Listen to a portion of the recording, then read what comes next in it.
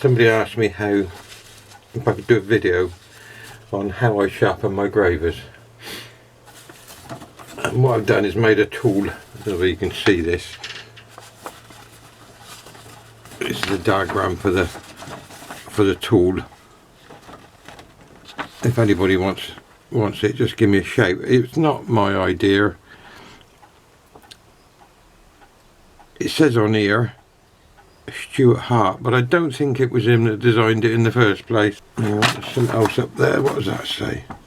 Moving centre model.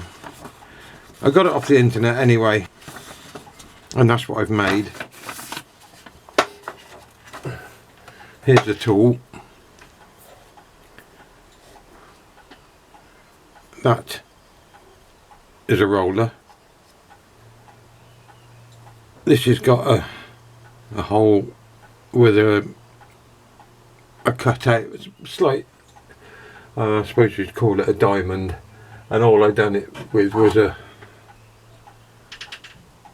diamond file, just so you got this at the correct angle every time. This locks it on, locks it in there, and this one adjusts the angle. And what I do, they're all very slightly different. I set it up on a flat surface to make sure,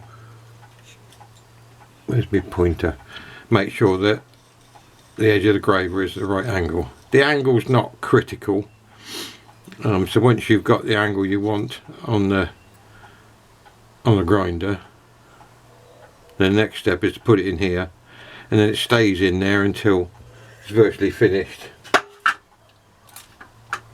I start off with quite a coarse stone, and then go to a finer one. Plenty of oil. You see that sits on there, and then I put 2 fingers on that bit of it and 1 finger on this bit of the back, that bit there with a pin in, and I find it quite stable like that, and I can move it backwards and forwards quite comfortably. I'm a bit too doddery to do it freehand like some people do, but I find this is quite successful. And I've lost my bit of rag, there it is, and then wipe it every now and then. Don't know whether you can see, but there is a shiny bit and a dull bit. The shiny bit is obviously where it's been ground on this stone. Once all of it's the same, dull or shiny, whichever stone you're using, then you know it's dead flat, or dead the angle you want. It's never flat, but it's dead the angle that you want. Just keep doing it every now and then, check. If you, I don't know if you can see it, but the whole thing is one even tone. So then I go on to the Arkansas stone, which is a hard stone, and all this does is put a final polish on it.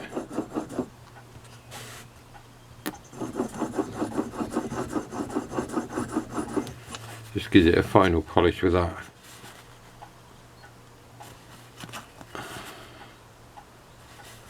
It looks pretty good to me.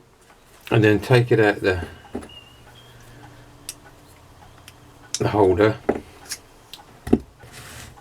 Now this is a critical bit. You've got 2 cutting edges. You've got the diamond at the top there, that edge there, and that edge there are the critical ones. So you need to get, if you looked at that under a microscope, you'd find there's lots of little serrations on there. So lay it flat to make sure it's permanent, possibly flat with your finger, and then just slide off Don't go backwards and forwards. Just slide off again, twist it over and do the other cutting edge, and then on the Arkansas stone you can do it backwards and forwards a couple of times. Doesn't hurt on that because it's so fine. That makes sure there's no serrations on there. You wouldn't see it under normal naked eye, but under a microscope you would. And to test it, put the point on your fingernail, and if it will stay there on its own,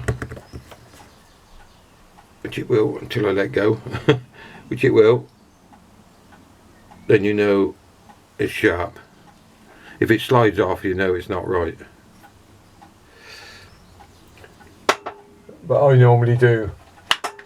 I've got 2, 4, 6, 8 gravers. They've all got slightly different angles. I do them all as a matter of course each time. So wait till they're all blunt and then do it. You can see, you can probably see the angle of that hole now. It's got a slight diamond down the bottom. Again, you just put your graver in.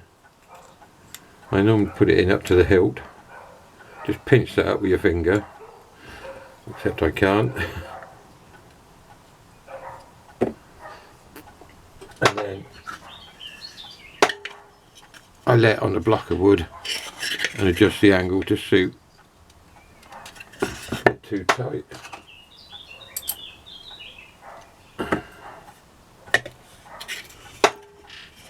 Just adjust the angle till you get it where you want it.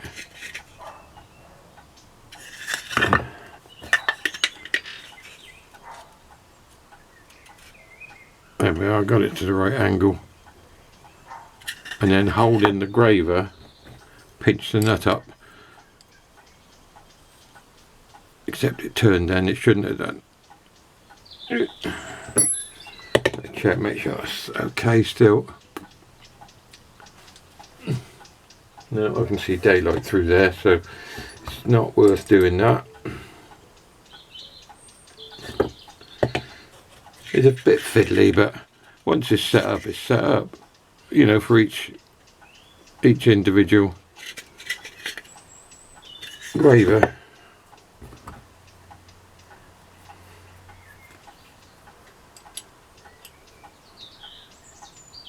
And it's just a matter of repeating the process on the next graver. Starting off with a coarse if needed. Don't normally need the coarse one unless it's chipped or really badly worn. I normally just use the red one and the Arkansas. The nice thing about it as well is the tool will take the real small gravers. I think this one is 1/8, so it's quite handy like that. I don't use these little ones very often, but I do use them occasionally. Once you've sharpened all your gravers, just a matter of testing them, make sure they do what they're supposed to do. Seems sharp enough. And then do the same with a bit of steel. It'll cut steel alright if it'll cut brass, but it just won't last as long.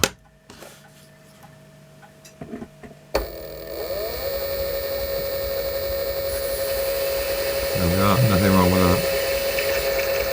Oh, untie that up.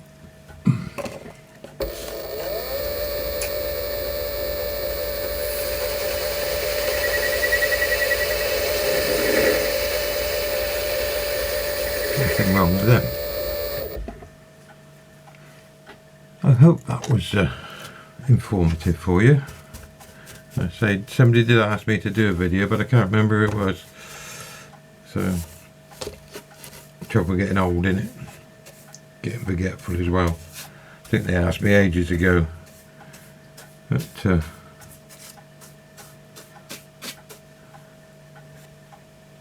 it's done now, and it's relatively easy to do, especially with that tool to hold the gravers in the correct position. Thanks for watching, and thank you very much.